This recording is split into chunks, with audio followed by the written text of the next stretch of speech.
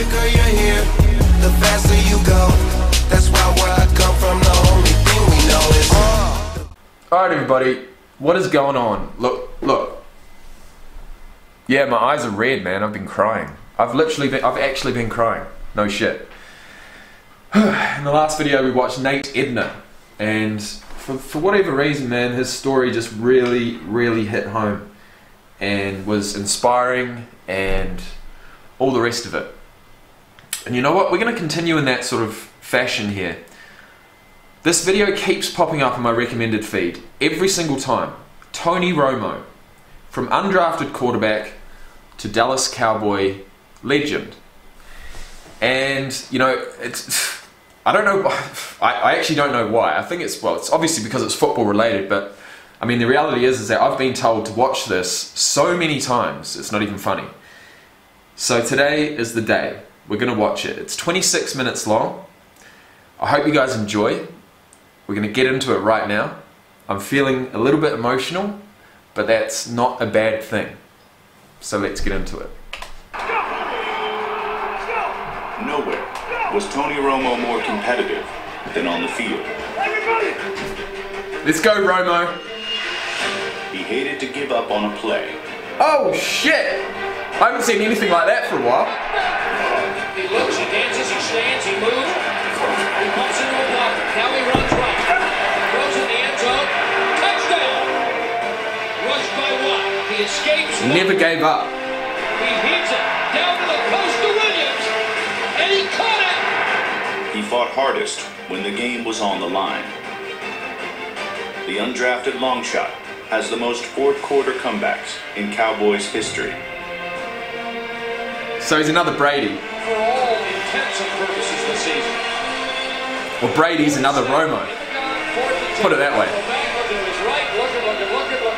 Steps up, pumps, throws on the run to the goal line. Touchdown! With a minute 8 to go. And again, snap to Romo. Play fake. He's a bad man.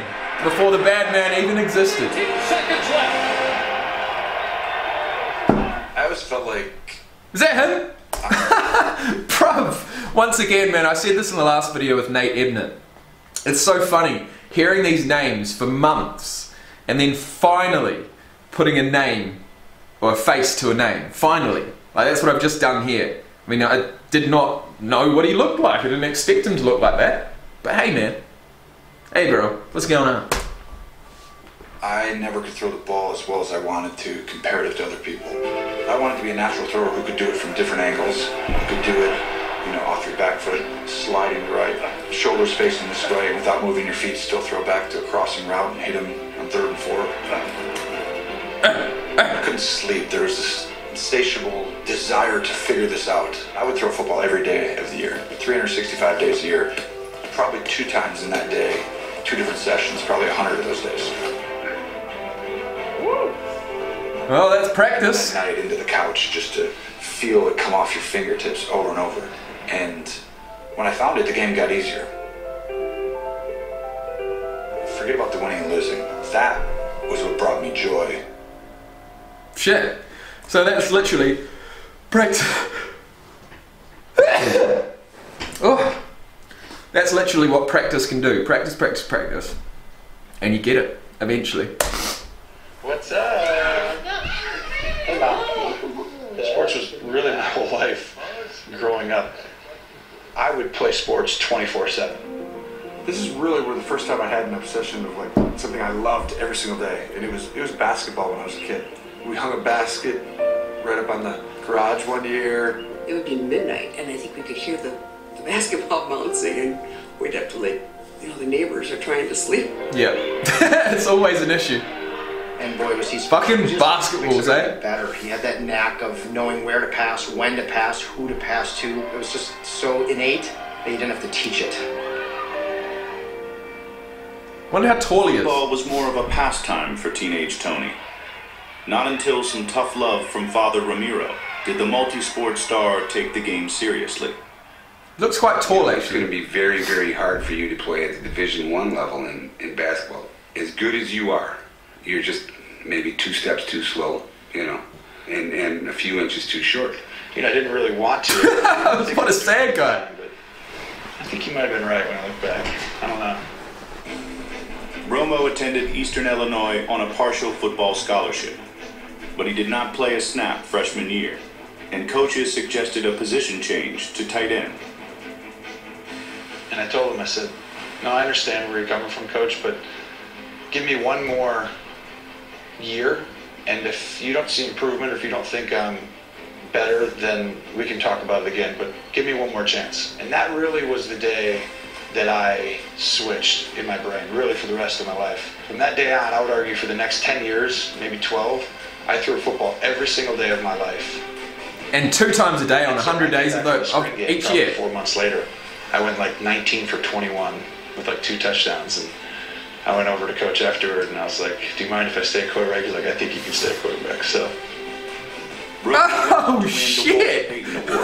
Look at that! Fucking hell, what did he do there? Afterward, and I was like, do you mind if I stay a quarterback? He's like, I think you can stay a quarterback. Look at this, look at this! Bang off the right! Holy shit! That was sick!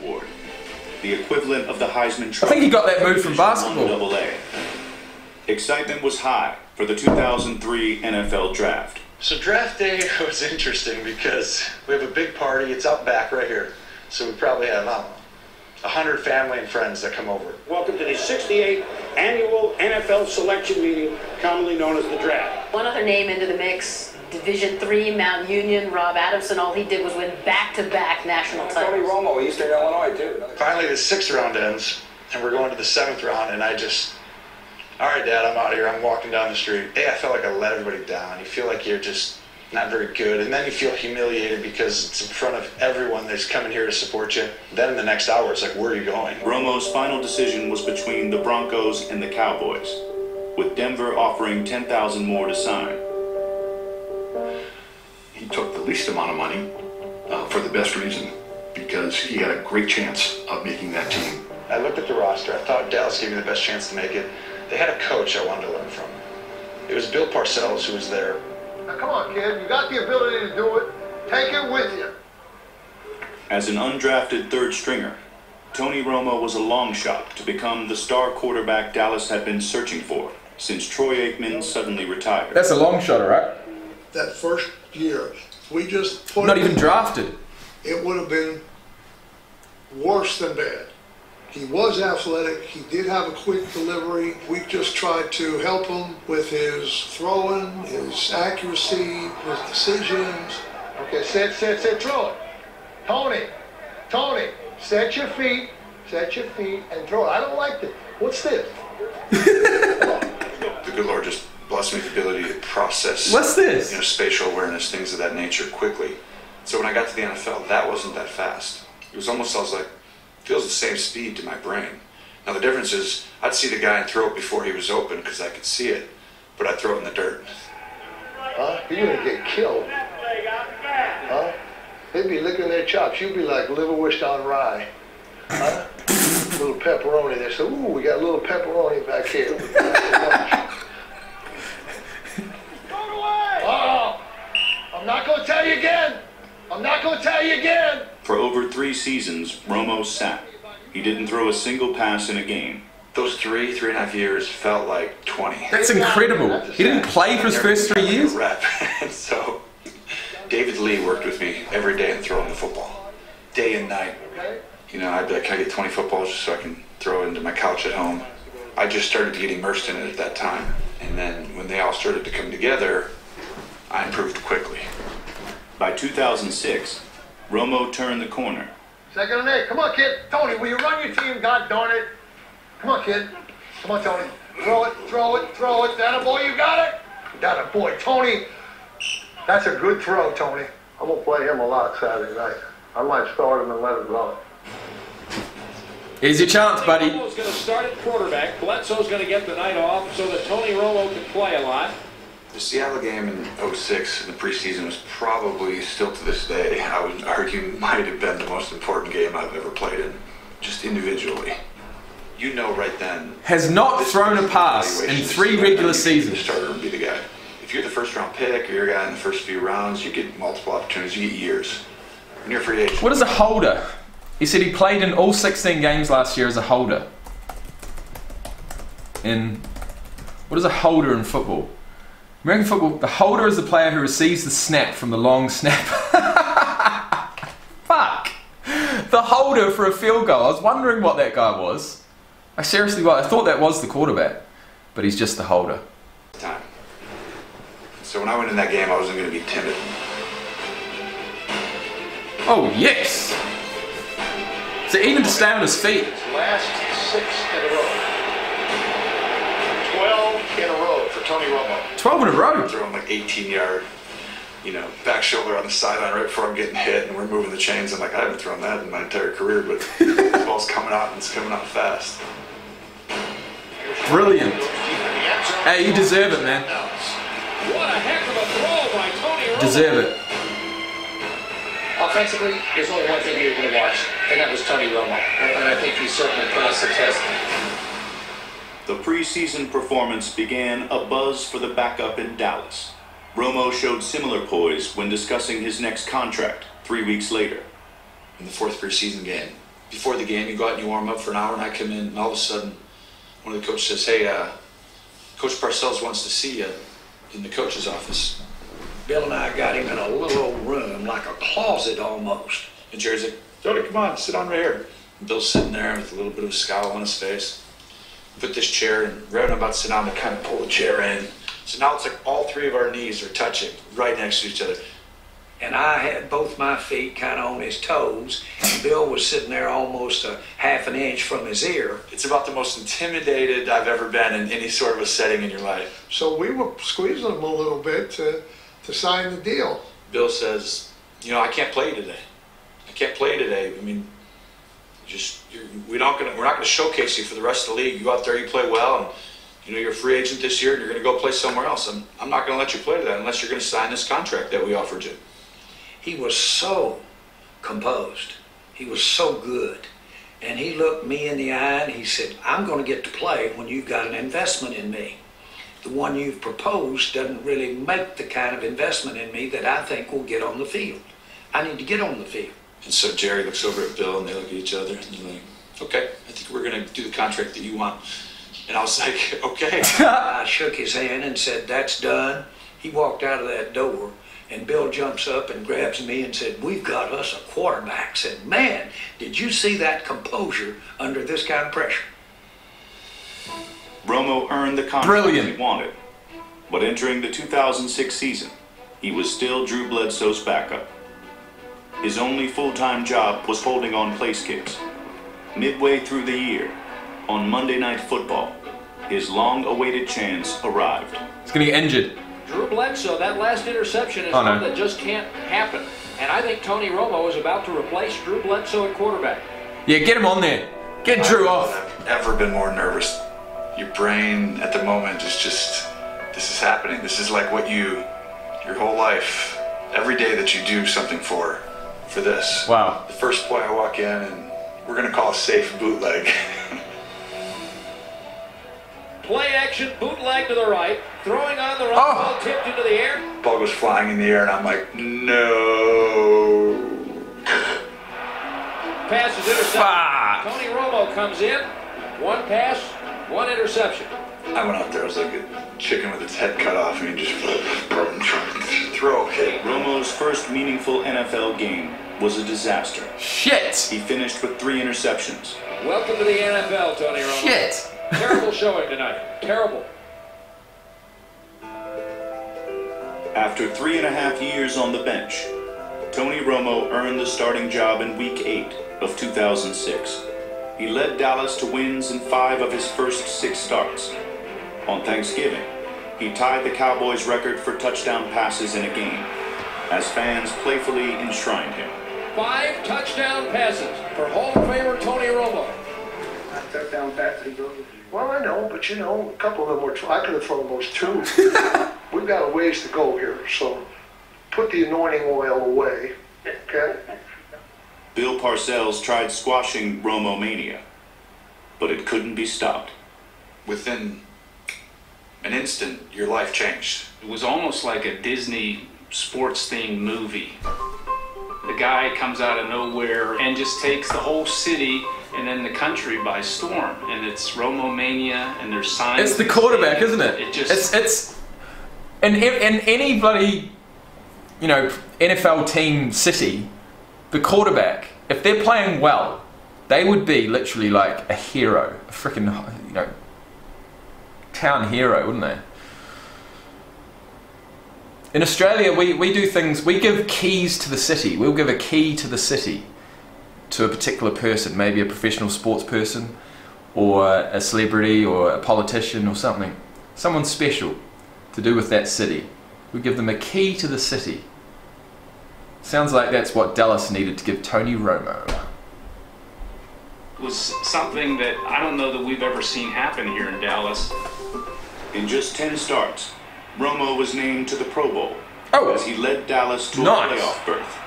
We're the Dallas Cowboys! Let's represent the Dallas Cowboys team! In his first ever playoff start. Because it is interesting. It's an interesting dynamic because he's come in, he's become a superstar, but he's been at the team for 3.5 years before that. So it's like, you know, he's just conditioning himself, and now he's in the spotlight. Man, he can handle it, you know. Cowboys trailed by 1 late in the game. Then Romo started driving. Romo's going to throw to the end zone. Witten caught it near the 1-yard line. Remember on that drive, it's like, you know, you grow up in wanting to be the guy who takes your team down, scores. I mean, it's a playoff drive. I mean, one of the best drives of my career.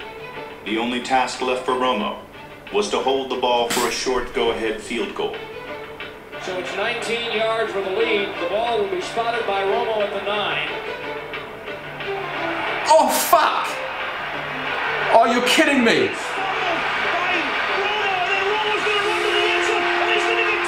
Oh!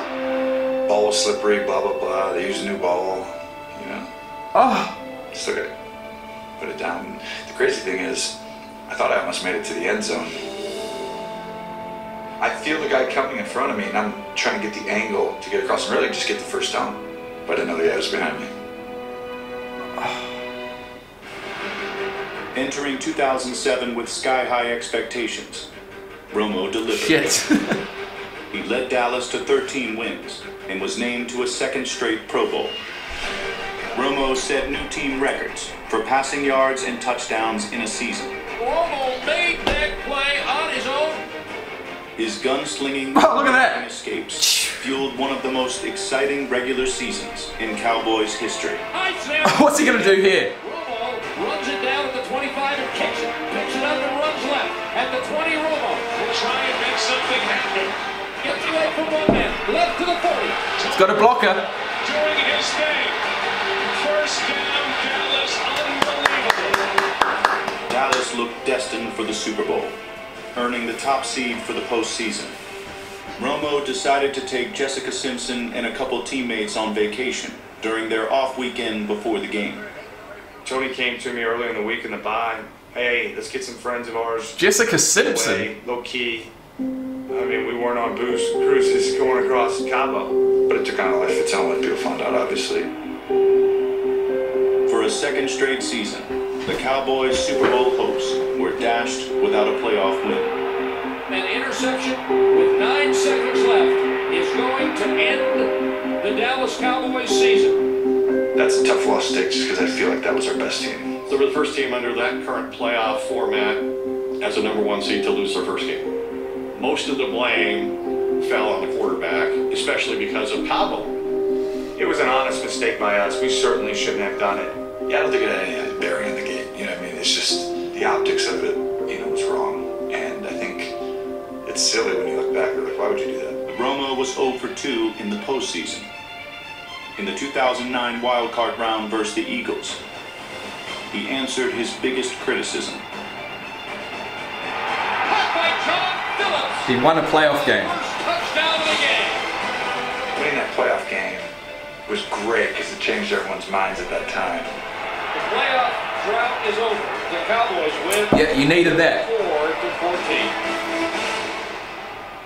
But then it just goes right back the next year. 54. Unfortunately, the next season took a vastly different turn. What is it? How? Blitz is on. One left. The pass is caught by Austin in front of Thomas. Tony Romo's flat on his back. Shit. That's the pass? Yes. Yes. The first down. Yes. Look out. Tony Romo was asking his way back in. Hang on, wait a minute, we're going to get you checked out here. A broken clavicle ended Romo's 2010 season. The following year, he showed just how much pain he could endure against the 49ers. I go in at halftime and they take a X-ray, and I got broken ribs, you know, and now we're behind by like 10. Fucking hell. Has taken over at quarterback. All right, Doc, I'm out. And he's like, huh? And I just grab my pads and take off, running right out the tunnel. Broken ribs? That game, I remember we're in overtime, and coach calls the comebacks, and I said, no.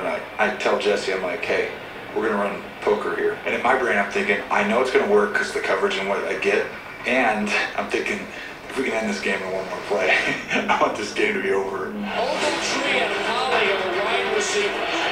Romo's gonna play fake and stand by. He's got Holly on the road. Straight up the middle.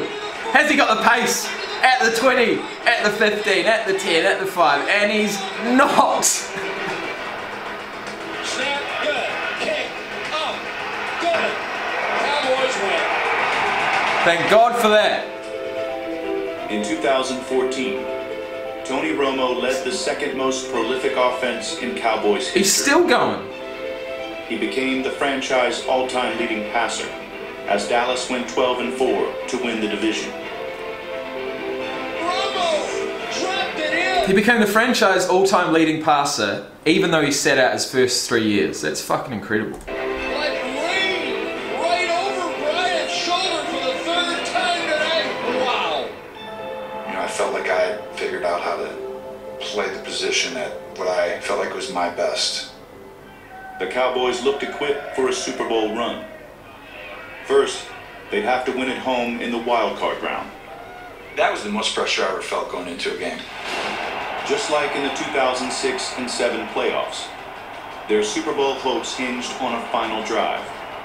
Down 3, they faced a 4th and 6. Oh, they can't go for it. They can't. It felt like a narrative of your career is what it felt like. It's like 07, I get a second chance. And I was a little different player in 14 than I was in 07.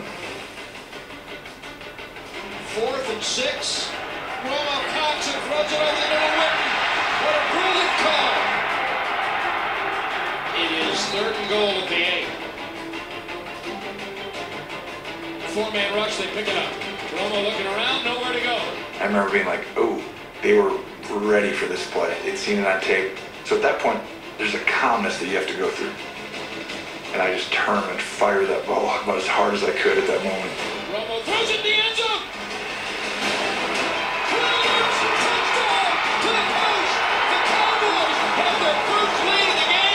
When he caught that pass, it was pure joy.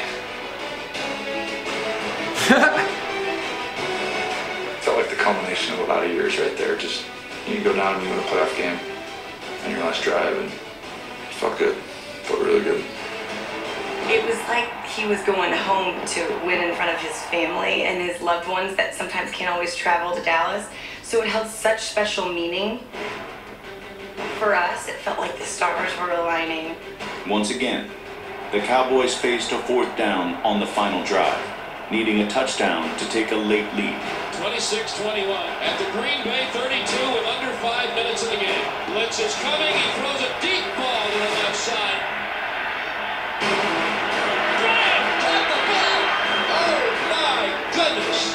You'd be mossed. Hard on that pass. Put it there, he went up and made one of the great catches that you'll ever see in a playoff game. A sensational catch. Sensational, right? Challenge flag. What are they challenging? After review, it has been determined that the receiver did not maintain possession. You know, nowadays it's a catch, but at that time, the real deal wasn't. Let me have a look at this. That would have been the best throw of my career, the biggest play of my career. Did you ever change up your grip before? I did about 4 years ago, 5 years ago. It helped a lot. I was more this way. Now, which I'm still not even. You are? Hey, and the kick too. The kick. Gives you that extra half second. Yeah. Look at these legends talking together. Side. It came out harder. My whole career. Still learning. Figured this out because it made football so much easier. And I found it in like 2013, about midway through the year. I remember the Bronco game. I'd figured out how to actually throw off different platforms to different angles instead of at the same spot, as if my footwork was exactly the same. Now, granted, I only got to play in like 18 more games or 20 games after that. Unfortunately for Romo, the spirit was willing, but the flesh was weak. A collarbone injury ended his 2015 season. In 2016, he suffered a back injury in the preseason. Romo's hurt. The door was open for fourth-round pick Dak Prescott, and Prescott ran with the opportunity. The Cowboys were 8-1 by the time Romo healed, and the franchise's leading passer could see the writing on the wall. I wrote something, I put it together that I really just wanted to read. You see, football's a marathon. It happens, doesn't it? Just happens. You aren't handed anything. The new breed. You should have known pre-snap what to do there. You earn everything, every single day, over and over again. You have to prove it. It's a division championship. It's a total domination. A great example of this is Dak Prescott. He's earned the right to be our quarterback. It's not always easy to watch. I think anybody who's been in this position understands that. What is clear is that I was that kid once. I remember the feeling like it was yesterday. Romo scrambling. Stops. Points. Cock. Throws in the end zone. Touchdown! It really is an incredible time in your life. And if I remember one thing from back then, it's the people that helped me along when I was young. I love you, bro. You're the best. That's what you remember. Not your stats or your prestige. You kidding me? But the relationships and the achievement that you created through group. Lastly, I just want to leave you with something I've learned in this process as well. I feel like we all have two battles. One with the man across from you. The second is with the man inside of you. I think once you control the one inside of you, the one across from you really doesn't matter. I think that's what we're all trying to do. Thank you guys. Appreciate it. At season's end, the undrafted kid from Burlington retired a Cowboys legend. We have the Ring of Honor. I don't think of anybody that could be more deserving than someone that's made a huge contribution to this franchise than Tony Romo. So you're saying Tony Romo's going to be in the ring? Yes, I am. Little did Romo know that a chance meeting in 2016 would decide his next career. What's he doing now? The first time I really had a chance to talk with Tony was at the NFL party at the Super Bowl in Phoenix, Arizona. And I just happened to ask him, tell me what you think about the game on Sunday. And he proceeded to break down the defense of the Seattle Seahawks, the offense of the Patriots, how the Seahawks could stop the Patriots. And I walked away from that conversation. I said, that man is going to be a lead analyst for some network one day. I hope it can be on CBS. Romo attacked broadcasting like any of his endeavors, with joyful obsession. He has like a sixth sense. Cool, what's man. Gonna happen on a play. That's fucking cool. It's like a chess table's in front of him. He sees where all the pieces are, and he knows what the next move has to be. It's a 34. It's up for the fade inside the 16. There's the pass to the end zone, and it is 16. Tony Romo, the color analyst, quickly became a sensation. That's awesome. I want to get you excited about it. I want you to hear the passion in my voice so that you understand how important this is. And this is, you got to hear this part of it. I have more gratitude toward my career in life probably than people realize. I worked hard, right? But there was so much other stuff that came into play for that all to happen and to have this beautiful family, these 3 boys and a beautiful wife. I mean, I just can't imagine there being a better word than gratitude toward what the Lord's given me and allowed me to do in this life. Shit, man. Well, that was really, really cool, guys. I want to say to any of you out there who have ever recommended Tony Romo, there you go. Amazing. The thing I want to see next is some of his commentary. I'd love to see him in the commentary box. So I'm sure I'll see that eventually. But for now, I'm going to call it a day. And I want to say, if you have enjoyed this video, please press like. If you want to subscribe, there's plenty more content to come, so please do. And I'll be off, and I'll see you next time. Okay? Peace out, everybody. Have a great day.